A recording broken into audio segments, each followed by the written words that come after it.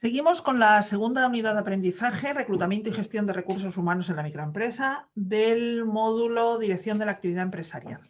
Aquí de lo que vamos a hablar es de la gestión de los recursos humanos. Es decir, en el vídeo anterior vimos las actividades de selección de personal y reclutamiento, y aquí ya una vez, y de contratación, y una vez incorporada la persona en la organización, pues cómo debemos gestionar ese equipo humano que ya, como he repetido varias veces, en la microempresa es tan importante porque al estar los equipos de las microempresas formados por poquitas personas, cada una de las personas tiene un impacto significativo en los resultados globales de la organización.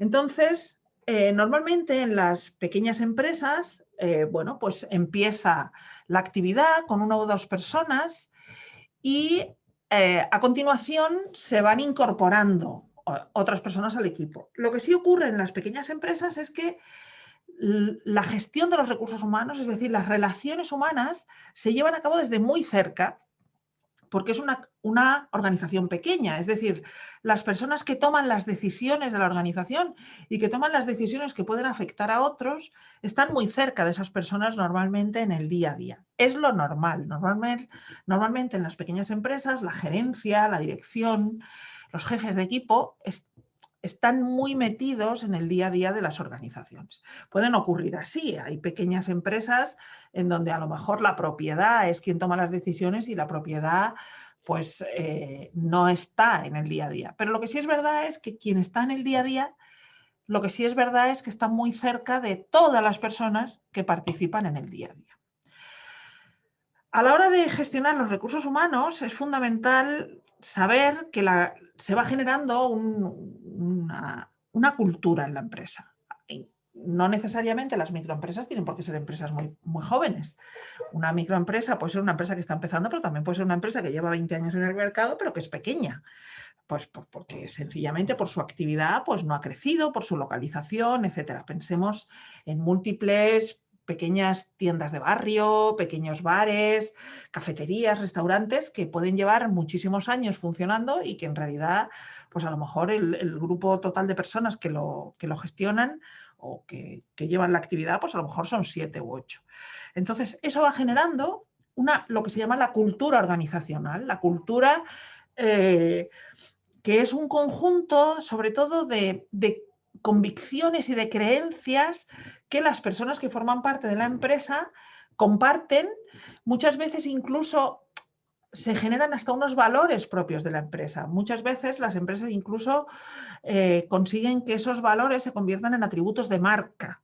Y muchas veces cuando los empleados o los gestores hablan de la organización, hablan de la empresa, dices que en esta empresa tenemos un prestigio por la calidad o nuestra vocación es dar confianza a nuestros clientes o nuestros clientes nos buscan pues por nuestra cercanía. Todo eso son unos valores que van conformando la cultura de la organización. Dentro de la cultura organizacional, pues esos valores o esos criterios al final afectan a las relaciones humanas. Es decir, esta cultura organizacional va a impactar en lo que es importante para la persona fundadora, en cómo se resuelven los problemas. Muchas veces la persona fundadora o cuando ya la empresa lleva un tiempo, la propiedad o la gerencia dan ciertos ejemplos. Eso en una organización muy pequeña permea con facilidad a toda la organización. Lógicamente, esa cultura va a influir los criterios de contratación y promoción. Podemos tener una empresa donde la cultura es pues una cultura de rotación. No, en esta empresa nadie dura mucho tiempo.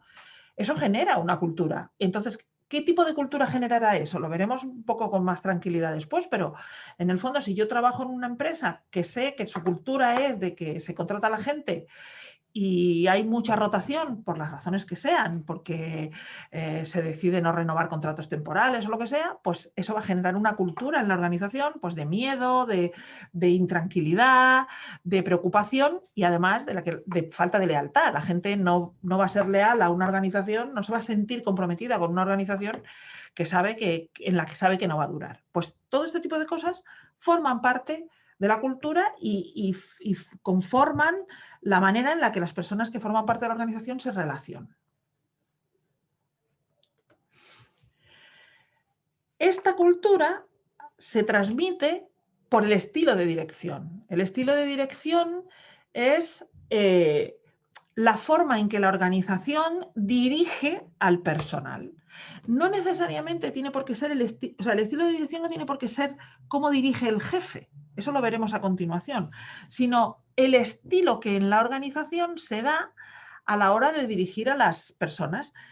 No solo por parte de la máxima dirección, digamos, sino incluso eso puede estar en los pequeños directores de grupo, en las personas que supervisan al personal operativo o que supervisan a un becario. Al final, el estilo directivo forma parte de la política de gestión de los recursos humanos.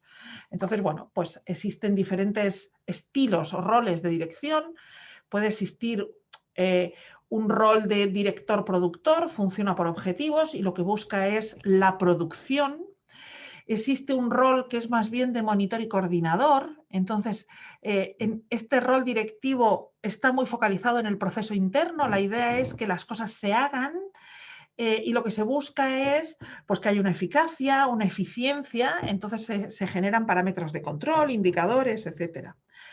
Luego tenemos un rol directivo que podríamos llamar de facilitador y mentor, es decir, pues son esas empresas donde las personas ya llevan mucho tiempo, cada uno sabe exactamente lo que tiene que hacer, se relacionan con facilidad y de alguna manera la dirección, el papel del director, por así decir, es un papel más bien coordinador, de proporcionar recursos, de facilitar que la gente tenga los medios que necesita para llevar a cabo su tarea, etcétera. Y luego hay un rol directivo que es el de innovador.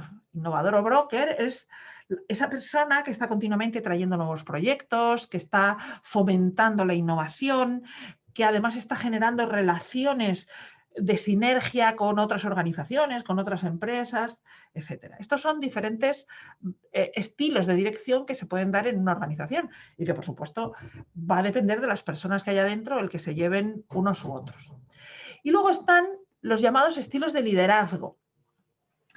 Aquí quiero hacer hincapié, lo volveré a repetir después, hay que partir de una base. El liderazgo no es autoatribuido, la dirección sí, es decir, yo puedo ser el dueño de una empresa y por lo tanto yo soy el director y lo decido yo. Mientras que el liderazgo es atribuido por el grupo. Es decir, si queremos nos podemos llamar líderes, si queremos nos podemos poner el título de líder, pero las personas no van a aceptar nuestro liderazgo porque lo digamos nosotros. La atribución de liderazgo por parte de otros o la aceptación del liderazgo por parte de otros nos la tenemos que ganar. ¿Vale? Entonces, bueno, esto que tenemos aquí son los estilos de liderazgo identificados por Daniel Goleman. No sé si Daniel Goleman es la persona que trabajó y que acuñó el término de inteligencia emocional. Entonces, él lo que hace es aplicar el concepto de inteligencia emocional a los entornos de trabajo. Y dentro de los entornos de trabajo, dependiendo de la forma de gestionar la inteligencia emocional, pues él identifica 6 tipos de liderazgo. Los estilos de liderazgo son, el primero lo llama coercitivo, directivo o coercitivo.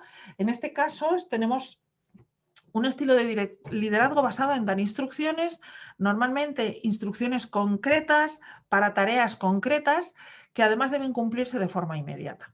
¿Vale? El estilo coercitivo no es un estilo de liderazgo que funcione en el medio y el largo plazo, pero sí es un estilo de liderazgo que puede funcionar en momentos concretos y sobre todo en momentos concretos de crisis. Nadie espera que un jefe de bomberos que está con su equipo apagando un incendio pues organice una asamblea para decidir quién sube la escalera o quién coge la manguera. Dará instrucciones concretas que deberán cumplirse además sin rechistar y de forma inmediata.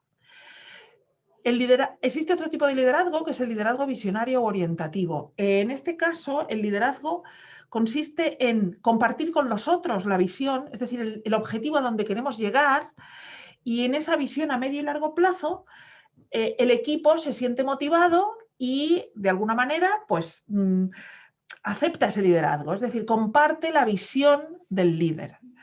¿vale? Es muy importante que en las empresas y sobre todo en las empresas pequeñas se comparta la estrategia con el equipo y de alguna manera esa visión que puede tener el promotor del proyecto o la dirección, pues sea compartida con el resto de las personas del equipo, porque es fundamental el que las personas tengamos una sensación de que vamos a algún sitio, de que nuestro trabajo tiene una finalidad y un objetivo en la vida. Entonces, el líder visionario, el liderazgo visionario, por así decirlo, el liderazgo visionario tiene la utilidad de la generación de proyectos a medio y largo plazo, cuando se tiene que pedir esfuerzos a las personas y no se va a obtener a lo mejor una recompensa inmediata, sino que la recompensa va a ser, pues eso, a medio y largo plazo. Entonces, en ese sentido, el liderazgo visionario o orientativo tiene mucho valor. Existe otro tipo de liderazgo que es el liderazgo afiliativo. El liderazgo afiliativo lo que busca es generar cohesión en los equipos, cohesión entre las personas, generar buenas relaciones. Es el liderazgo del buen rollito. Entonces, estos lazos emocionales son útiles pues, cuando necesitamos que el equipo funcione de forma muy cohesionada, cuando las personas, las tareas que se llevan a cabo se necesitan mucho unas a otras. Es decir, para que la tarea de alguien funcione bien, otra persona ha tenido que terminar algo o le tiene que pasar algo o tiene que darle algo. En esas circunstancias, el liderazgo afiliativo pues, es fundamental. Existe otro tipo de liderazgo, el liderazgo democrático o participativo. El liderazgo democrático participativo lo que hace es que consulta con el equipo, permite al equipo participar en las decisiones. No digo preguntar y luego tomar la decisión, sino participar en las decisiones. De alguna manera, las personas participan, dan su opinión y luego se les da la opción de que, pues a lo mejor si hay 3 opciones, pues entre todos vamos a decidir qué opción es la que llevamos a cabo. Esto hace además que las personas se tengan que responsabilizar de sus decisiones. Entonces, el liderazgo democrático participativo tiene mucho sentido en equipos que se están conformando, en equipos que son muy cualificados. Por ejemplo, cuando tenemos un proyecto en el que todas las personas tienen una cualificación importante y hay que tomar decisiones, pues de qué tarea se hace primero o qué proveedor se contrata o cosas de este tipo, pues si tenemos confianza en que el equipo está bien formado, tiene la cualificación necesaria, pues se puede ejercer un liderazgo democrático participativo. Luego existe el llamado liderazgo ejemplar. En el liderazgo ejemplar lo que se trata es de utilizar referencias, es decir, el liderazgo consiste en yo doy referencias al equipo y el equipo tiene que hacer las cosas para parecerse a estos ejemplos que estamos poniendo. Normalmente en estos casos, pues lo que se hace es, o es efectivo, este tipo de liderazgo es efectivo cuando normalmente las personas tienen que hacer aprendizajes, tienen que formarse para adquirir competencias y entonces es importante que tengan referencias pues, claras de cómo tienen que hacer las cosas. Y finalmente tenemos un liderazgo llamado coach o capacitador que lo que busca es desarrollar profesionalmente al equipo. Es decir, en el liderazgo capacitador lo que buscamos es que las personas consigan su mayor potencialidad. Al final, obviamente, podríamos pensar en personas que ejerzan un solo tipo de un solo tipo de liderazgo. No es lo normal. Lo normal es que las personas, incluso en diferentes contextos, que nos toca liderar profesionalmente, pues vamos a ejercer un tipo de liderazgo u otro dependiendo de las circunstancias, incluso dependiendo de las personas. Si yo tengo una persona pues que se acaba de incorporar a la organización y que no conoce muy bien su puesto de trabajo porque es joven, porque no tiene experiencia, porque pues fundamentalmente eso, porque no conoce la empresa, pues a lo mejor tengo que utilizar un liderazgo ejemplar y aquella frase de decir, ven, te voy a decir cómo tienes que hacer las cosas, fíjate en mí, yo lo hago y luego lo haces tú. Eso es un liderazgo ejemplar. Pero si yo tengo ya un equipo con el que estoy trabajando, con el que he compartido los objetivos que vamos a lograr en un liderazgo visionario, pero por ejemplo al principio pues vamos a tener que trabajar mucho, pero porque todavía no tenemos ventas, pues a lo mejor aquí efectivamente tengo que convencerles de la importancia del trabajo que están haciendo, aunque no vayan a ver un retorno en el corto plazo. Entonces, cada estilo de liderazgo tiene su momento y el líder ideal es aquel que es capaz de ejercer todos los tipos de liderazgo cada uno en su justa medida, en el momento adecuado y con las personas correspondientes. Entonces, esto es, digamos, el liderazgo full, por así decir, ¿vale? Bien. ¿Qué objetivos y metas tiene que perseguir una empresa en relación con el trabajo de los trabajadores? ¿Vale? Bueno, pues la idea es conciliar los objetivos de la empresa con las necesidades de las personas que trabajan en ella. Es probable que una empresa pequeña no pueda a lo mejor competir en salarios o en remuneraciones o en retribución económica, entendiendo por salarios, beneficios sociales, con otras empresas más grandes. Y en ese caso, lo que tiene que poner en la balanza pues es otros valores, pues por ejemplo la conciliación familiar. A lo mejor el pagar en forma de incentivos dependiendo del logro. A lo mejor ofrecer posibilidades de desarrollo profesional.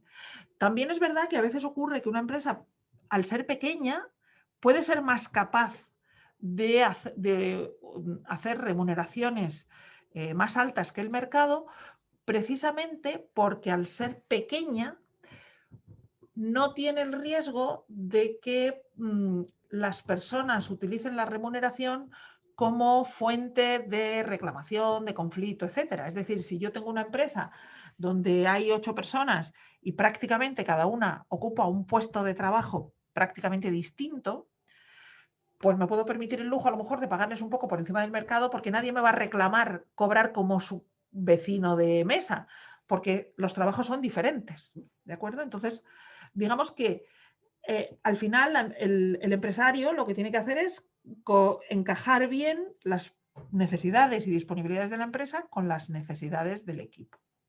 En todo caso, las habilidades directivas son clave en el clima laboral. Esto es fundamental. Y pensar que no hay una relación directa, completamente directa, entre cómo se ejerce la dirección en la empresa y los resultados del clima laboral es engañarse. Otra cosa es que a la empresa no le importe el clima laboral que tiene en su organización. Pero, insisto, en las pequeñas empresas el clima laboral es vital porque las personas se influyen mucho unas a otras y cualquier malestar, cualquier incomodidad, cualquier desconfianza que pueda llevar a una desmotivación va a tener un impacto mucho más importante en una empresa pequeña que en una empresa grande. Dentro de los elementos que tienen que ver con las habilidades directivas está la comunicación. En una pequeña empresa podemos caer en la tentación de pensar que como es pequeña no hay problema con la comunicación, que se va a llevar a cabo, que todo el mundo va a saber de todo. No necesariamente. Y además hay que tener mucho cuidado porque precisamente en una pequeña empresa los contactos entre todas las personas son tan cotidianos que la comunicación horizontal, es decir, la que se da al mismo nivel, es muchísimo mayor que la que puede darse de arriba abajo, de abajo arriba. Es decir, los canales de comunicación horizontal están abiertos continuamente y eso puede generar rumorología, puede generar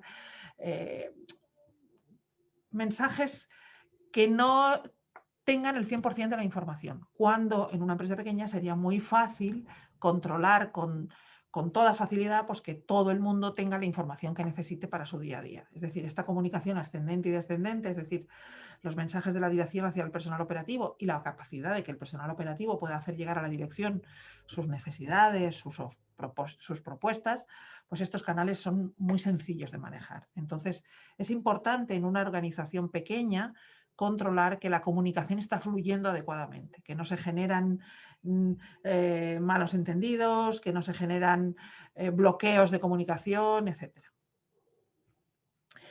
Las formas de comunicación, pues tenemos lo que son la comunicación interpersonal entre las personas y las comunicaciones organizativas. Es muy importante que en las comunicaciones organizativas nos aseguremos de que la información que tiene que llegar a cada persona llegue, que no se produzcan cuellos de botella, y sobre todo que toda aquella información que tenga que llegar de una forma estructurada y concreta llegue de esa manera. No parece muy lógico que para dar una instrucción de trabajo que implica riesgos de seguridad, se utilice una llamada telefónica y se cuente de forma verbal, ¿vale? Entonces es importante controlar los mecanismos de comunicación. Vamos a hablar ahora de un aspecto fundamental que tiene que ver con el clima laboral, que es la motivación. Es decir, las personas. Habrá un buen clima laboral cuando las personas estén a gusto y, por lo tanto, ese clima laboral redunde en la motivación de las personas. ¿Por qué queremos que las personas estén motivadas? Porque motivación viene de movimiento. La motivación es lo que nos mueve. Si las personas no estamos motivadas, no nos vamos a mover. Y si no nos vamos a mover, no vamos a trabajar. La motivación es lo que nos mueve a trabajar, a nuestro mejor desempeño, a echar horas, a hacer nuestro trabajo lo mejor posible. Es decir, la motivación es lo que diferencia un desempeño mínimo, lo que diferencia estar, es decir, que nos paguen por estar o que nos paguen por ir, a que nos paguen por hacer bien nuestro trabajo. Entonces, los tipos de motivación, pues tenemos aquí una serie de ejemplos. Hay unas motivaciones intrínsecas, que son las motivaciones que están dentro de nosotros. Las personas no nos motivan las mismas cosas y no respondemos a los mismos estímulos de motivación. Hay personas que responden más a las motivaciones materiales, por ejemplo. Las motivaciones materiales serían, en el caso laboral, pues una retribución, una ventaja económica. O un beneficio material como puede ser pues el coche o un viaje, etcétera. Luego las motivaciones pueden ser inmediatas o no. Hay personas que responden a las motivaciones inmediatas, es decir, que necesitan ver una retribución inmediata al trabajo que están haciendo. Hay otras personas que no, hay otras personas que pueden esperar, ¿vale? Pueden diferir la gratificación, por así decir. Las motivaciones normalmente tienen que ser positivas. La motivación a veces es inconsciente, entonces es importante que las motivaciones laborales sean conscientes, o sea, que hacer ver a las personas las cosas que obtienen o que la empresa les está proporcionando. A veces hay que hacerlas consciente y de vez en cuando pues hacer una reunión en la que veamos y nos comparemos con otros y decir, menos mal que en esta empresa pues tenemos flexibilidad de horario, o menos mal que en esta empresa si alguien, pues se paga la guardería a las personas, etcétera, etcétera, ¿vale? Y luego también hay motivaciones de deficiencia, es decir, nos motiva lo que no nos perjudica, lo que no tenemos. Es decir, en esta empresa pues no me obligan a fichar y tengo flexibilidad de horario en la entrada y en la salida. Pues al no obligarme a ciertas cosas, eso sería una motivación de deficiencia. O sea, hay personas a las que les motiva que no les obliguen a algo o que no les hagan algo. Siempre todos tenemos motivaciones de este tipo. En un momento dado, pues podemos requerir una recompensa inmediata o a veces en determinadas cosas preferimos una recompensa material, ¿vale? Pero no necesariamente tiene por qué ser así. ¿Cómo funciona la motivación de las personas? O sea, ¿cómo nos motivamos las personas? Hay algunas teorías sobre la motivación. Una de ellas, la más extendida, es la teoría de Maslow. Maslow lo que decía es que las personas tenemos una serie de necesidades y el satisfacer esas necesidades es lo que nos motiva. Lo que pasa que no todas esas necesidades nos motivan en el mismo momento, sino que de alguna manera, hasta que no tenemos satisfechas algunas necesidades, hay otras que no afloran. De alguna manera, lo que dice Maslow es, si una persona está pasando hambre, pues le va a dar un poco igual si le damos una palmada en la espalda para decirle qué guapo eres. Entonces, de alguna manera, la empresa tiene que conocer que tiene que ir, que no puede basar su motivación en satisfacer ciertas necesidades si no se asegura de que el resto de necesidades de la persona están satisfechas. Entonces, esto va en línea con el hecho de que, afortunadamente, es verdad que ahora estamos viviendo una crisis y quizá decir esto en estos momentos, pues no todo el mundo esté de acuerdo, pero afortunadamente nosotros vivimos en el primer mundo y, hombre, las necesidades fisiológicas, es decir, las necesidades de alimento, las necesidades básicas de comer, de vestirnos, pues están razonablemente satisfechas para prácticamente todo el mundo. En general, pues si tú estás si tienes un empleo, normalmente tendrás un sitio donde vivir. Será más grande, más pequeño, más bonito, pero tienes un sitio donde vivir. Entonces, de alguna manera, si yo tengo una empresa y sé que todos mis empleados, pues les estoy pagando un salario que les permite comer, que les permite pues, salir de vez en cuando a un restaurante, que les permite tener una vivienda, pagarse un alquiler o pagar incluso una hipoteca, y sé que esas necesidades están satisfechas con el salario, pues tengo que tener claro que ya el salario no les va a motivar, porque eso ya está satisfecho. Por lo tanto, tendré que empezar a pensar en satisfacer otras necesidades. Aquí entra la necesidad de afiliación. La necesidad de afiliación es las relaciones humanas. Entonces, de alguna manera, por eso es muy frecuente que muchas personas digan, el sueldo no lo es todo. Yo puedo tener un buen sueldo, pero si tengo un mal ambiente de trabajo, no estoy a gusto. Claro, si tú tienes un sueldo que te cubre estas necesidades, pues ya empiezas a valorar esto otro. Con lo cual, incluso puede haber personas que digan, hombre, es que si no tengo esto, si yo no tengo un buen ambiente de trabajo, no estoy dispuesto a renunciar al sueldo.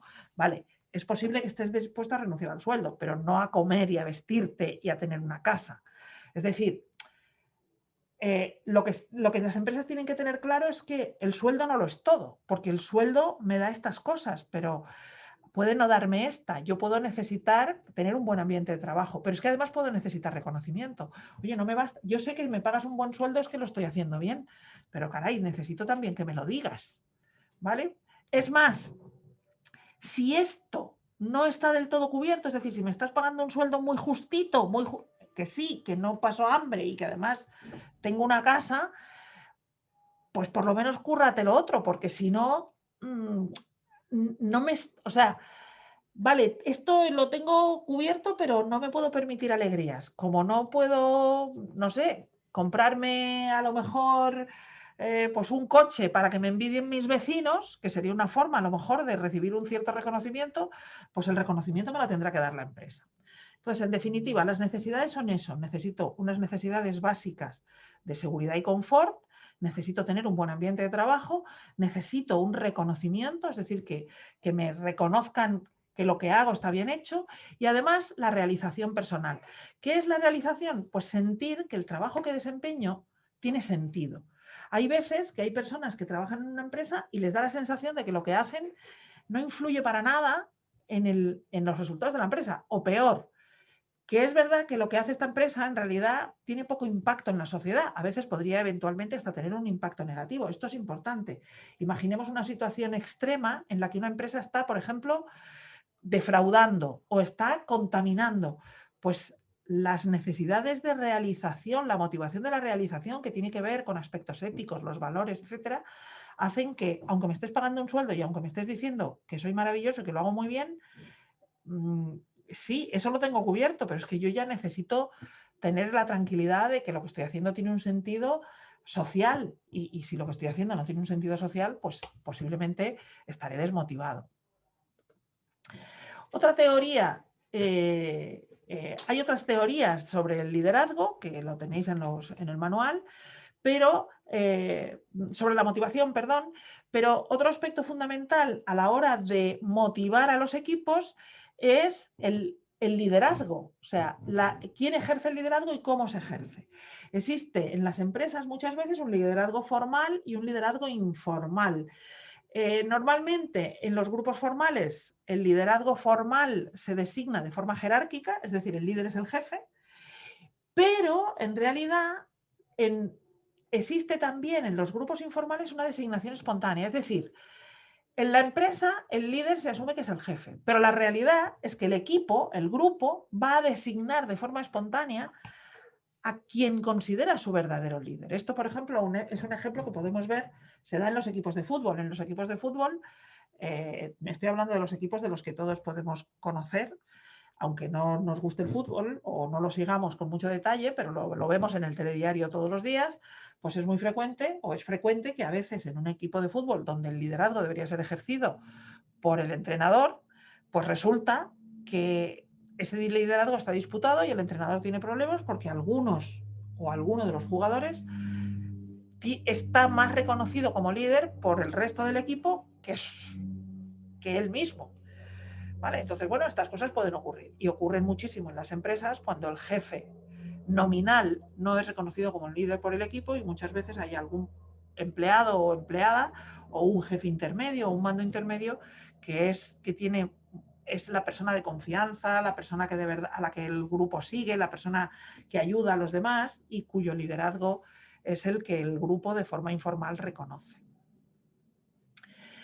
¿Y por qué es importante el liderazgo en las empresas? Porque entronca directamente con la posibilidad de que los equipos consigan su máximo rendimiento. Entonces, un grupo de personas que están trabajando es un grupo de trabajo. Cuando un grupo tiene un objetivo común y se reconoce a sí mismo como que tiene una finalidad y alinea todos sus esfuerzos en conseguir esa finalidad, eso lo consideramos un equipo. Es la diferencia entre los grupos, lo que sería un grupo de trabajo nada más. Lo que hace que se convierta en un equipo es esto. Está orientado a una tarea encomendada, se organizan, son personas que se relacionan entre ellas y con otros sistemas y alcanzan los objetivos con una determinada eficacia. A eso se le llama trabajo en equipo y el trabajo en equipo pues hay que construirlo, hay que construir relaciones. Alguien tiene que asumir el rol de líder, lo ideal es que sea la persona que jerárquicamente debería tenerlo atribuido. El equipo debería aspirar a la autodirección, es decir, ser capaz de trabajar de forma autónoma y, por supuesto, trabajar de forma cohesionada.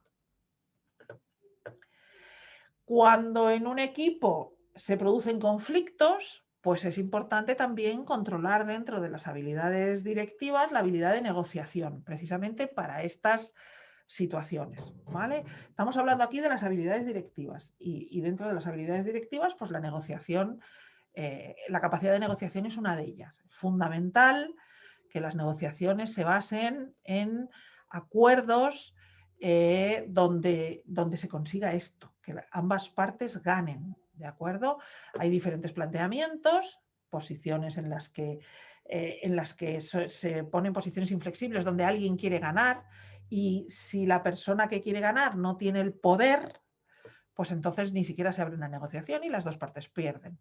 Existe una alternativa que es que el empleado gana y la empresa pierde. Entonces, bueno, en ese caso se cede para que haya una paz, lo que se llama la paz social, una paz en el clima laboral, pero al final eso lo que se va a convertir es en futuras exigencias. Hay una situación en la que la empresa gana y el empleado pierde, al final se pierde la lealtad del trabajador, el trabajador se siente desmotivado y lo que se pierde es eficacia y eficiencia. Entonces es importantísimo que esa capacidad de negociación asociada a las habilidades directivas incluya el buscar negociaciones donde ambas partes ganen. Para esto es muy importante no adoptar posiciones de poder, por eso también son tan importantes las habilidades del líder, las habilidades de liderazgo. Para mantener el clima laboral, pues es fundamental conocer a los colaboradores, conocerlos de verdad, es decir, no solo su nombre, sino fundamentalmente sus necesidades y lo que les motiva. Mostrar un interés equitativo, es decir, no tener favoritismos, un interés equilibrado por las personas, ¿de acuerdo? Un nivel de disciplina razonable, es decir, las personas tienen que entender que tienen una serie de obligaciones y que la empresa espera de ellos una serie de hechos y que no cumplir con esas obligaciones pues va a entrañar amonestaciones y la disconformidad por parte de la empresa. Es fundamental no abusar del estatus de poder. Eso es fundamental, importantísimo, y más en las empresas pequeñas. Si se abusa del estatus de poder, se pierde totalmente la condición de líder. El liderazgo consiste precisamente en eso, en no te sigo porque me lo mandas, sino que te sigo porque quiero. Esa es la verdadera condición del liderazgo, conseguir que las personas quieran hacer aquello que se espera de ellas. Y fundamentalmente la integridad personal, la decencia. Eso tiene que ver, pues eso, no aprovecharse de la posición de poder. Como digo, el liderazgo, lo dije al principio y lo vuelvo a recordar. El liderazgo es un proceso por el cual una persona consigue que otras hagan ciertas cosas y pero porque la quieren hacer. Es decir, influye en el comportamiento de otros con el propósito de lograr objetivos comunes, pero el liderazgo tiene que ser aceptado. Es decir, las personas no hacen lo que se espera de ellas porque se lo manden, sino porque quieren hacerlo. Ese es el gran reto del líder, conseguir que las personas quieran hacer aquello que la empresa quiere que hagan. Las características del líder, aparte de ejercer los estilos de liderazgo que comenté al principio, pues tienen que tener una serie de características personales, unas ciertas habilidades personales. Pues tienen que tener una motivación para el liderazgo. Ojo, motivación para el liderazgo quiere decir que quieren hacer el esfuerzo necesario que hay que hacer para conseguir ser reconocido como líder. No todo el mundo tiene esa habilidad o no tiene esa motivación. Hay personas que prefieren no ser ellas las que asuman el rol de líder, porque el liderazgo entraña una cierta responsabilidad. Primero, si las cosas van mal, pues como el líder soy yo, soy el primero que me tengo que hacer responsable. Si las personas no me siguen, es decir, si no soy capaz de que me reconozcan como líder, pues también es un problema. Entonces, de alguna manera, la motivación para el liderazgo debe existir en la persona. El líder tiene que ser honrado e íntegro, tiene que tener autoconfianza. Eso no quiere decir que el líder piense que no se equivoca nunca, pero sí tiene que tener una cierta autoconfianza. El decir, oye, pues me reconocen como líder probablemente porque tengo capacidades que quizá algunos de ellos o ellos no tienen, porque esto también es una condición del liderazgo. Yo reconozco como líder a alguien al que le reconozco unas capacidades que yo no tengo. A lo mejor tengo algunas, pero no el conjunto justo que hace que reconozca a esa persona como líder. Por supuesto, tiene que tener una habilidad cognitiva. Entendemos por habilidad cognitiva inteligencia. Lo que pasa es que entendiendo por inteligencia lo que Daniel Goleman llama inteligencia emocional. No solo saber hacer cálculos matemáticos, sino ser capaz de darse cuenta de las cosas, relaciones complejas, resolver problemas complejos, etc. Por supuesto, si estamos hablando del liderazgo profesional, tiene que tener un conocimiento del negocio. No quiere decir que tenga que saber hacer todo lo que se hace en todos los puestos de trabajo, pero tiene que tener un conocimiento del negocio. Difícilmente un empleado va a reconocer como líder a alguien que no conoce el negocio. Y tiene que tener una energía, puesto que va a estar delante para que otros le sigan. Entonces tiene que tener la energía de, en determinados momentos, iniciar los procesos. Un líder se caracteriza por potenciar el trabajo en equipo para ese logro común. Efectivamente, el liderazgo tampoco es nada si no hay un equipo. Yo puedo ser muy líder, pero si estoy solo en mi isla desierta, soy el líder de nada. Soy el líder de mí mismo, que no es poco, pero es el líder de mí mismo. Es decir, el concepto de liderazgo conlleva que hay un equipo. Por lo tanto, difícilmente se puede ser líder si no se trabaja y se fomenta que las personas del equipo se sientan parte del equipo y gracias a eso puedan seguir al líder y puedan reconocer ese liderazgo. Desde el momento que en un equipo haya 2 o 3 personas, a lo mejor si tenemos un equipo de 10 personas y hay 3 o 4 que no reconocen el liderazgo, es muy probable que el equipo no funcione como un buen equipo. Entonces, a veces, dentro del liderazgo es más importante conseguir que el equipo esté cohesionado y se reconozca como equipo a que reconozca esa posición jerárquica de liderazgo, ¿vale? El líder tiene que manejar la información, tiene que entender que el equipo tiene que estar informado, tiene que demostrar que conoce la información y la empresa tiene que asegurarse, como dije al principio, que la información que tiene que estar en cada sitio está. ¿De acuerdo? ¿Por qué es importante que la información que tiene que estar en cada sitio esté? Pues porque algunas de esas informaciones es el cómo se hacen las cosas. Y para eso tenemos los procedimientos de trabajo. Los procedimientos de trabajo son descripciones paso a paso de cómo hacer determinadas tareas, de determinadas actividades. De hecho, los procedimientos son la forma detallada de saber cómo se desarrolla un proceso. Hablamos del proceso en el módulo anterior y en la unidad anterior. Bueno, pues la forma detallada de cómo se lleva a cabo un proceso para que las personas sepan qué es lo que tienen que hacer, quién hace qué. En un procedimiento se dice quién hace qué, quién es responsable de qué. Bueno, pues esos procedimientos de trabajo que normalmente son procedimientos que se hacen por escrito, pues tienen que estar en manos de las personas que los necesitan. De nada sirve que estén metidos en una carpeta en el despacho del responsable de calidad. si luego resulta que el mecánico que tiene que arreglar la máquina que está en el, o que tiene que preparar el pedido para mandarlo a un cliente, no sabe si tiene que llamar él a la empresa de transporte o tiene que esperar a que la empresa de transporte venga porque la llama el departamento de administración. ¿Vale? ¿Qué son las instrucciones? Las instrucciones técnicas van un paso más allá de los procedimientos. Los procedimientos describen de manera genérica cómo se ejecuta un proceso, pero la instrucción de trabajo va específicamente a la tarea. Es decir, la instrucción de trabajo explica pues, cómo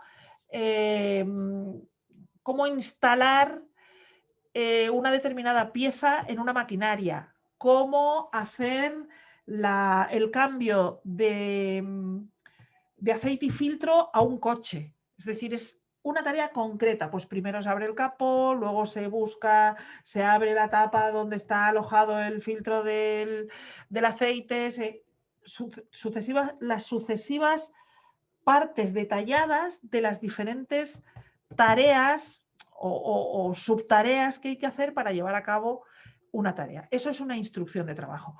¿En una empresa hay que poner todas las instrucciones por escrito? No. No es necesario. Y en una microempresa no es necesario tener las instrucciones de trabajo por escrito. ¿Qué instrucciones de trabajo hay que tener por escrito? Primero, aquellas que vayan a ser desempeñadas por personas nuevas o inexpertas, por lo menos durante el tiempo que están aprendiendo. Después, posiblemente, podremos prescindir de la instrucción de trabajo por escrito cuando esa persona ya tenga el conocimiento y la experiencia necesarios. Segundo, instrucciones que entrañen problemas de seguridad. Ahí sí, no podemos correr el riesgo que porque se nos olvide un paso pongamos en riesgo un aspecto relacionado con la seguridad. Instrucciones que puedan tener aspectos legales, lo mismo. No nos podemos arriesgar a que por olvidarnos un paso hagamos un incumplimiento legal. Por ejemplo, en un momento dado, pues a lo mejor hay que hacer una instrucción para saber, para que la persona que hace la presentación de las cuentas anuales tenga claro cómo lo tiene que hacer, sobre todo teniendo en cuenta que las cuentas anuales se presentan una vez al año y a lo mejor de una vez para otra te puedes dejar algún paso, ¿vale? Entonces, este tipo de cosas, la empresa sí debe tener instrucciones, pero ya digo, ni los sistemas de gestión de la calidad obligan en estos momentos a tener procedimientos escritos. Sí es interesante que la empresa tenga identificados sus procesos y a lo mejor 2 o 3 procedimientos críticos, pues un procedimiento de ventas, sobre todo si la empresa está empezando, pues a lo mejor el procedimiento de ventas merece la pena ponerlo por escrito, sobre todo para ir detectando con el tiempo si el procedimiento realmente funciona. Lo importante de los procedimientos y las instrucciones es que no se conviertan en un corsé. Es decir, nada se debería hacer porque lo dice el procedimiento. El procedimiento debería contemplar lo que conviene hacer. Otra cosa distinta son las instrucciones. Si yo en las instrucciones tengo aspectos de seguridad, pues entonces sí, esto hay que hacerlo así porque lo dice la instrucción. Porque si no lo hacemos así, corremos el riesgo de tener una inundación, un cortocircuito, un incendio, etcétera, etcétera. Otro aspecto fundamental que tiene que ver con la gestión de los recursos humanos y con la gestión de personal es el valor de la formación. Es decir, las personas, y en estos momentos más, y cuando digo en estos momentos me refiero a estos momentos históricos en los que estamos viviendo, es decir, en los albores ya del siglo XXI, ya en la tercera década del siglo XXI, como estamos, cada vez se hace más necesario que las personas tengan claro que lo que saben hoy no es garantía de que les vaya a servir mañana. Entonces es fundamental que las empresas, y sobre todo las empresas pequeñas, donde, como ya digo, el impacto de cada persona es muy grande, fomenten, ayuden e incluso obliguen a que las personas que forman parte de la empresa se estén formando y reciclando continuamente. Y generar en la empresa esa cultura de aprendizaje a lo largo de la vida. Que todo el mundo entienda que la única forma de innovar, de mantenernos al día de las innovaciones que se están produciendo en el mercado, de mantenernos al día de las presiones que se pueden dar por la globalización, por el cambio climático o por una pandemia, es mediante la formación. Y ojo, la formación no es hacer un curso, la formación es reciclarnos.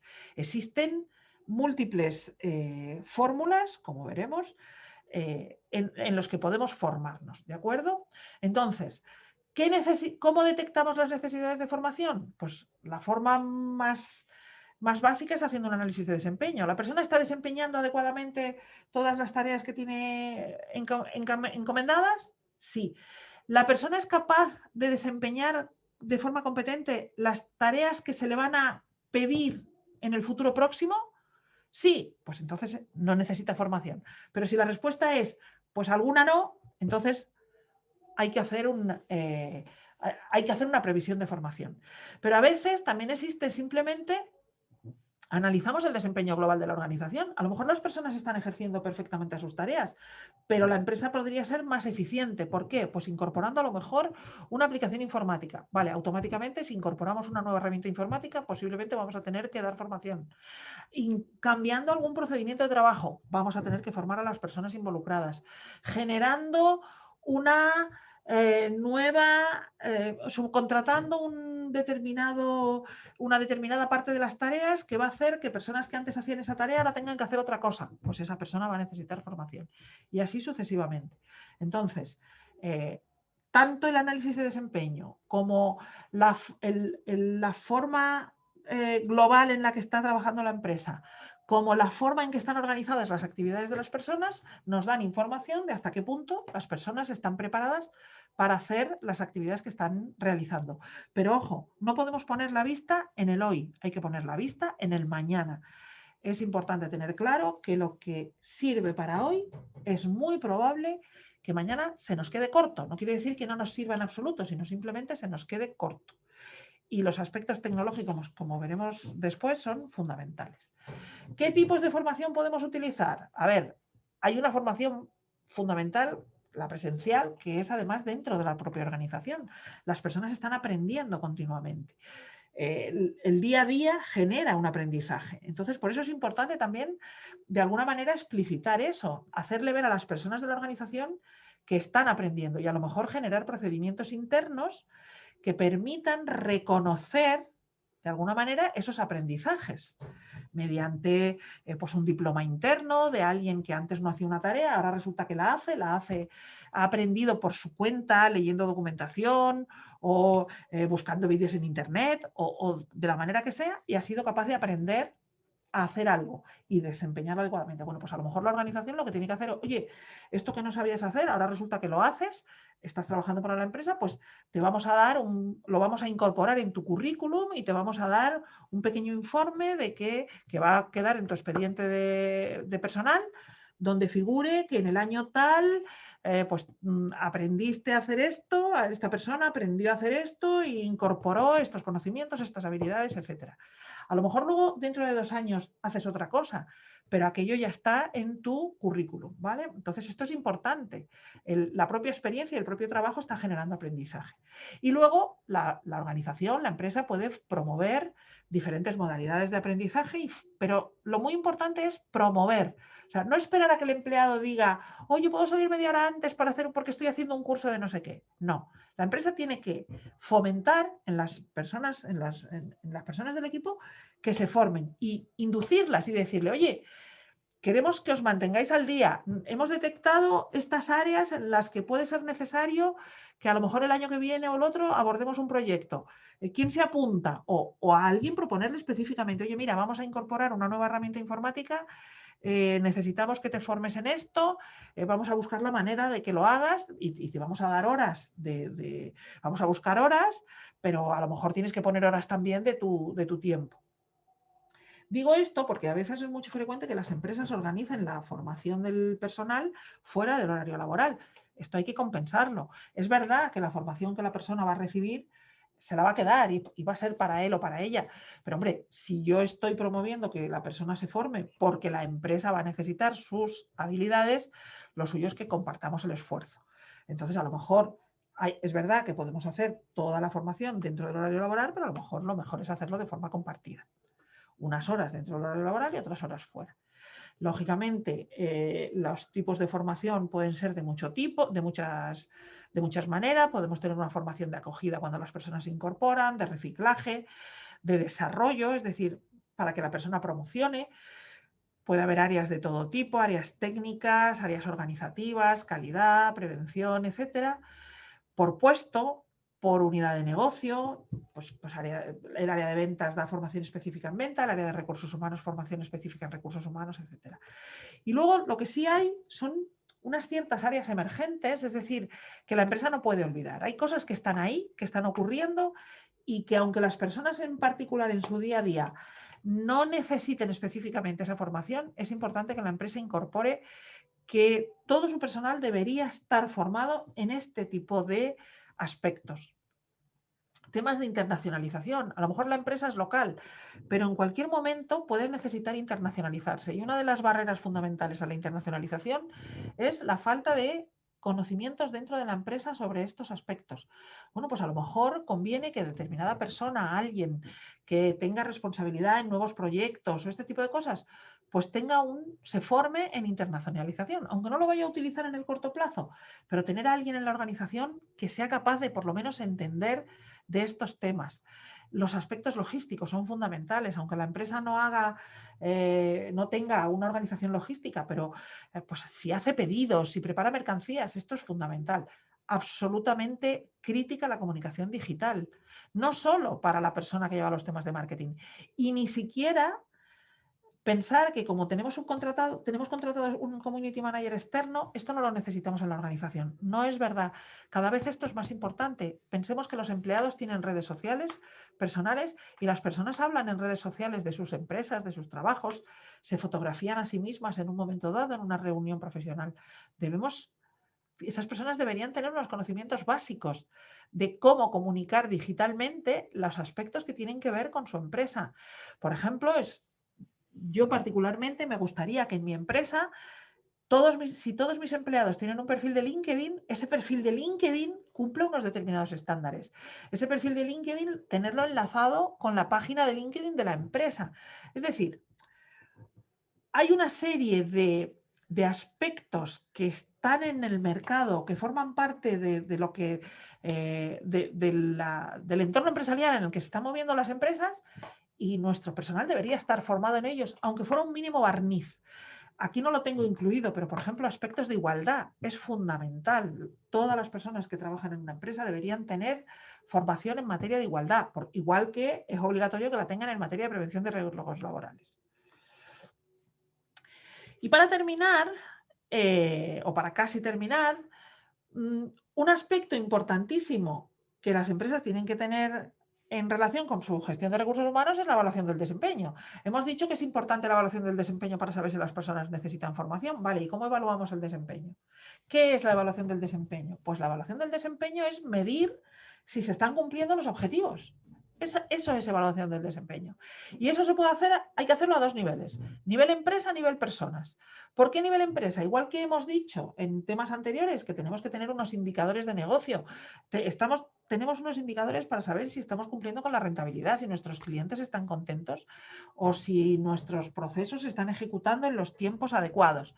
Pues igual que tenemos esos indicadores de desempeño del negocio, por así decir, debemos tener unos indicadores asociados al desempeño de cada persona en cada uno de los sitios. Porque imaginemos una situación en la que la empresa le va mal. Le puede ir mal porque en el mercado hay problemas, pero imaginemos una situación en que el mercado está creciendo y a mi empresa le va mal. ¿Cómo sé qué es lo que va mal?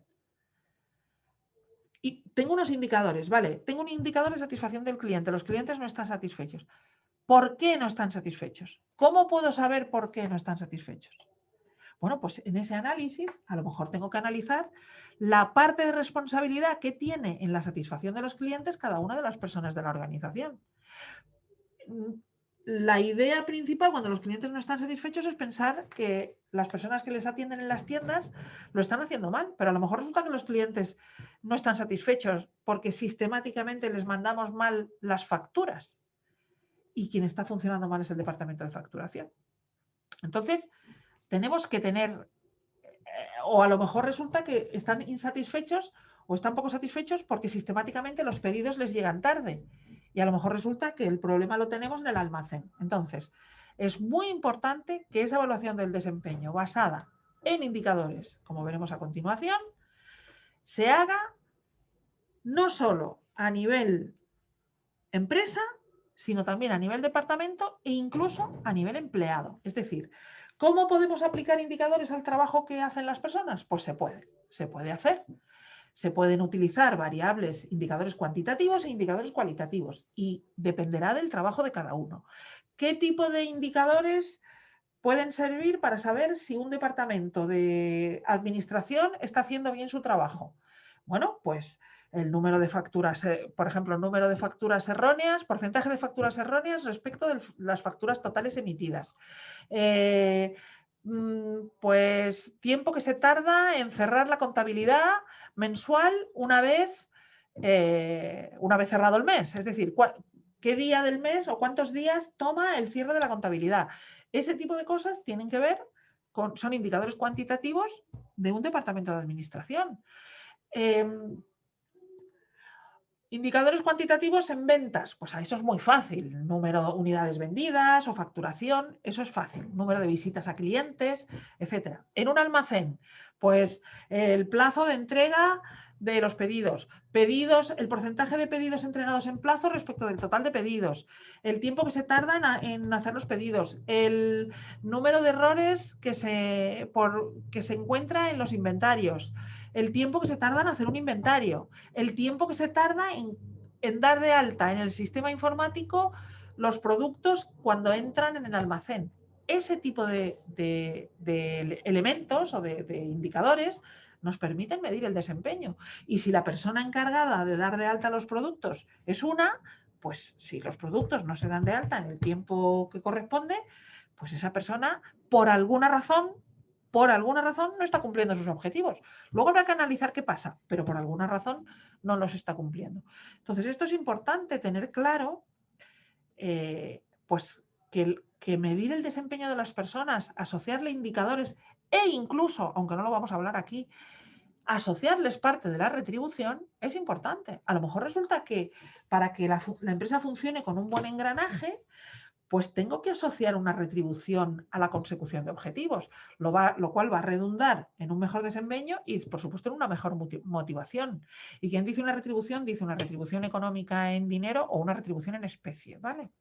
O, a ver, esto tiene que ver, por ejemplo, con el concepto del empleado del mes. ¿Por qué las empresas nombran empleado del mes? Porque lo que están haciendo es medir el desempeño. ¿Cómo sé yo qué empleado es el empleado del mes? Pues porque va a cumplir una serie de requisitos y esos requisitos son unos indicadores, ¿vale?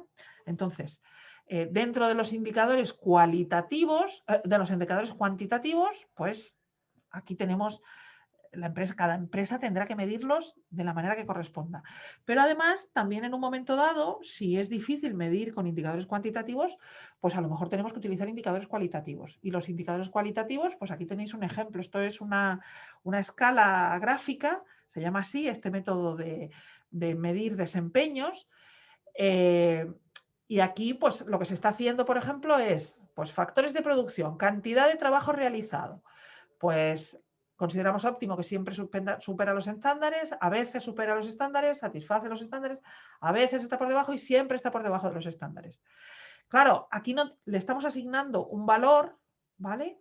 Pero aquí, ¿cómo medimos esto? ¿Cantidad de trabajo realizado? Hombre, porque si estoy en una empresa donde la cantidad varía mucho de un mes a otro, pues no le puedo poner. Imaginemos una empresa que le pusiéramos un indicador que fuera el número de facturas emitidas. Pero resulta que estamos en una empresa que tiene estacionalidad y resulta que en enero emite 12.000 facturas, en febrero emite 5.000, en marzo emite 7.000. Claro, ese indicador no es muy adecuado porque ¿cuándo lo está haciendo bien? ¿El mes que emite 12.000 o el que emite 7.000?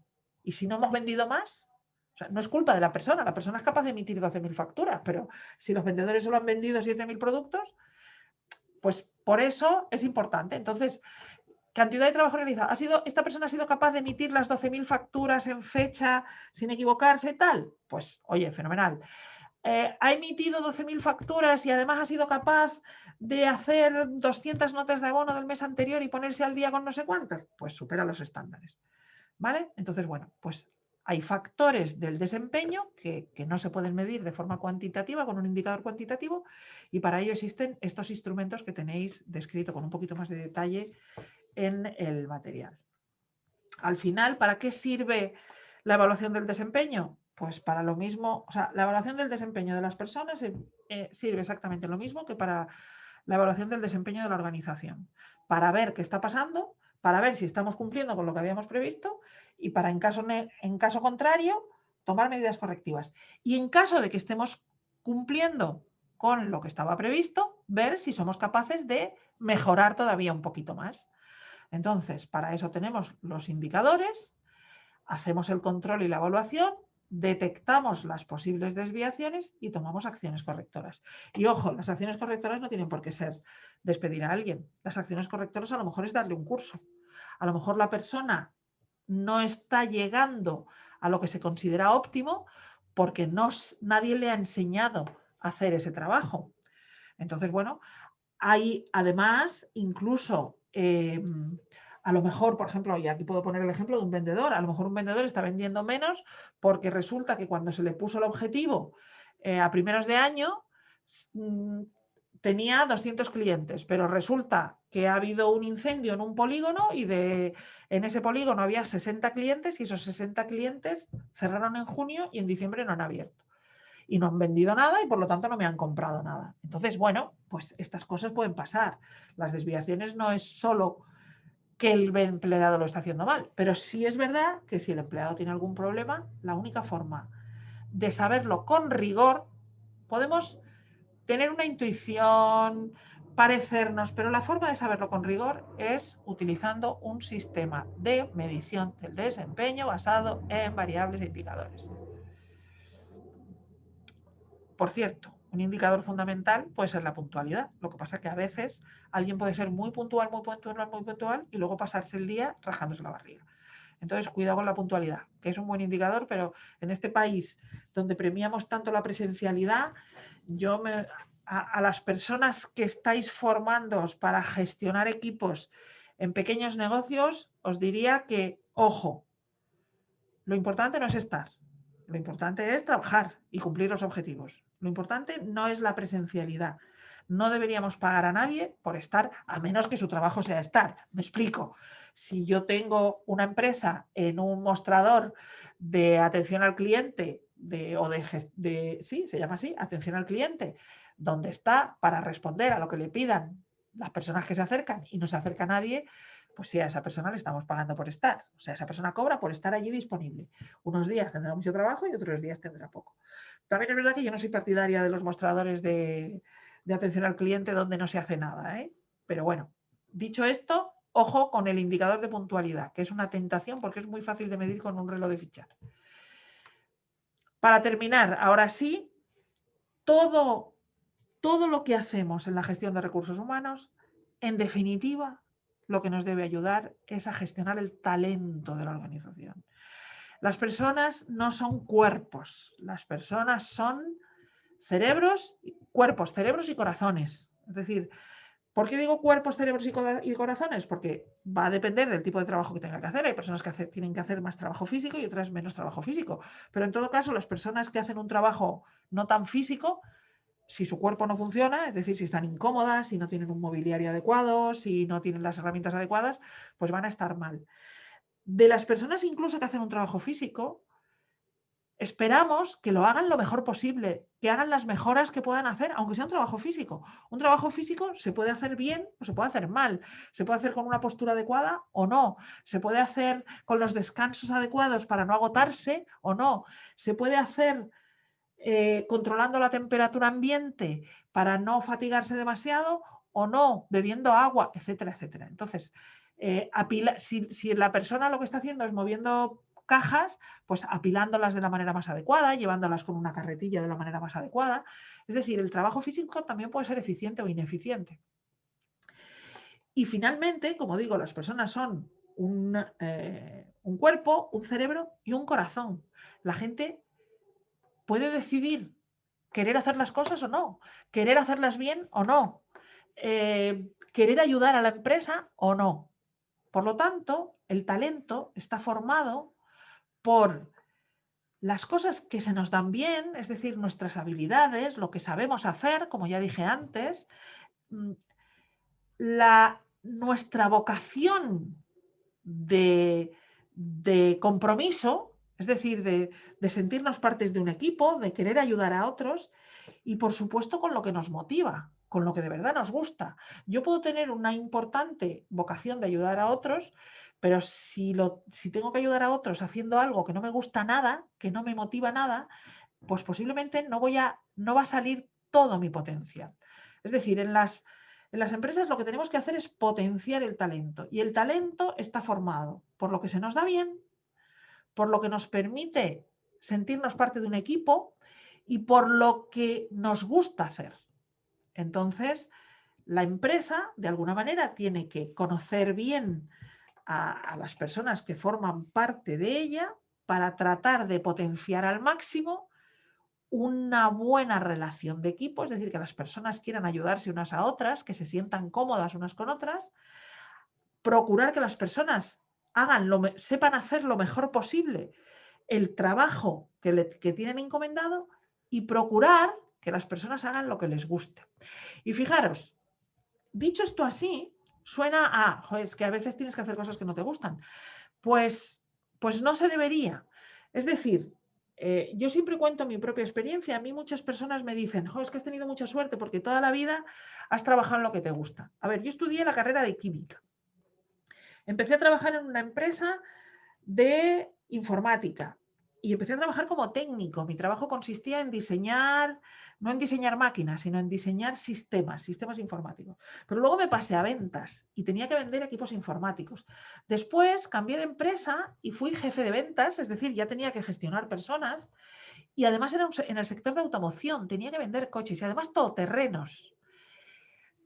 Estaba en un sector en el que sorprendía que fuera una mujer la que llevaba un equipo de vendedores en toda Canarias de vehículos todoterreno. Después, en esa misma empresa, pues la marca que yo llevaba dejó de llevarse en la empresa y me encargaron que me ocupara de montar el departamento de atención al cliente. Era un departamento en el que llamábamos a los clientes por teléfono para hacer las encuestas y además recogíamos y gestionábamos todas las quejas y reclamaciones del departamento. Después me encargaron que, además de hacer eso, me ocupara de ayudar a las empresas a implantar sus sistemas de calidad y sus sistemas de medio ambiente. Pero además, como había ciertos departamentos que nadie quería, las cosas como son, como era la parte de llevar las contratas de limpieza, de seguridad y tal, de lo que se llama los servicios generales, pues me lo encargaron a mí también. Me encargaron que mejorara, como llevaba los temas de calidad, pues que mejorara el servicio de la empresa de limpieza, de la empresa de seguridad y de todo lo que tenía que ver con el mantenimiento interno.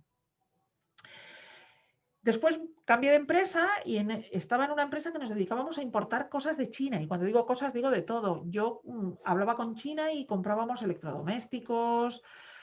Es decir, como podéis ver, yo he desempeñado puestos muy distintos. Nadie puede decir, es que yo nací diciendo, es que yo cuando sea mayor, primero quiero ser técnico de sistemas en una empresa de informática, pero además quiero ser vendedor, pero además quiero vender coches y además quiero vender neveras y además yo no nací gustándome eso. Pero lo que sí es verdad es que en general yo tengo una actitud que hace que me gusten las cosas. Cuando estoy en una ocupación, me gusta lo que estoy haciendo, porque el mero hecho del aprendizaje que tengo por la actividad que estoy desarrollando ya me produce satisfacción. Es decir, no es que yo haya trabajado en lo que me guste, es que he tenido la suerte que me ha llegado o me ha gustado aquello que estaba haciendo. He conseguido que me gustase. Eso está en mi cabeza. Entonces es importante, por eso las actitudes son tan importantes. Las actitudes están aquí. Busquemos personas que les vaya a gustar lo que hacen. Es decir, esas personas que hay por el mundo, que las hay, que en un momento dado, hoy les toca, pues, no sé, colocar mercancía en estanterías y descubren que es súper divertido que es interesante, porque aprendes a colocarlas de una determinada manera y además te enteras de los productos nuevos que llegan antes que las demás personas y además puedes ayudar a otros a explicarles dónde están las cosas y además tienes que hacer el ejercicio de cómo las coloco para aprovechar mejor el espacio, ¿vale? Y otro día les toca pues estar en una caja atendiendo a los clientes y resulta que descubren pues lo valioso que es poder ayudar a la gente, descubrir sistemas para poder hacerlo más deprisa, ponerse el reto a sí mismo de recordar determinados productos que son los que el código de barras no pasa muy bien por el lector. Esas son las personas valiosas. No las personas, no se trata de buscar, necesito un empleado al que le guste hacer esto que va a hacer, sino necesito un empleado que acabe gustándole aquello que va a tener que hacer. Y eso tiene que ver con las actitudes. Y esas son las fuentes del talento, porque enseñarle a hacer bien lo que tenga que hacer es relativamente sencilla. Y procurar que esté en un buen ambiente de trabajo es otro esfuerzo que tenemos que hacer. Pero lo que viene de casa es esto, porque esto forma parte de las actitudes de la persona. Luego, en un proceso de selección, tenemos que intentar que a las personas les guste lo que están haciendo, que eso es dándoles unas buenas condiciones y poniéndolas en los sitios donde se puedan sentir más realizadas, pero también que en el proceso de selección identificar a esas personas que son capaces de entusiasmarse, pues casi dentro de un orden con cualquier cosa. Bien, pues hemos terminado. Las empresas tienen una cultura organizacional que deben cuidar y que deben tratar de que sea pues una cultura de la que sentirse orgullosos. Existen diferentes estilos de dirección, relación de cómo se toman las decisiones y cómo se gestiona la empresa. Las políticas de recursos humanos deben conjugar los objetivos de la empresa con los objetivos personales y los intereses personales de los trabajadores, y para eso existen las habilidades directivas. Las habilidades directivas son el ejercicio del liderazgo y tienen una importante influencia en el clima laboral que finalmente va a haber en la empresa. Finalmente, las empresas deben detectar las necesidades de formación de los trabajadores y fomentar que las personas estén involucradas en su propio aprendizaje. Y finalmente, las empresas deben identificar y potenciar el talento de las personas que forman parte de la organización. Y con esto hemos terminado esta unidad de aprendizaje.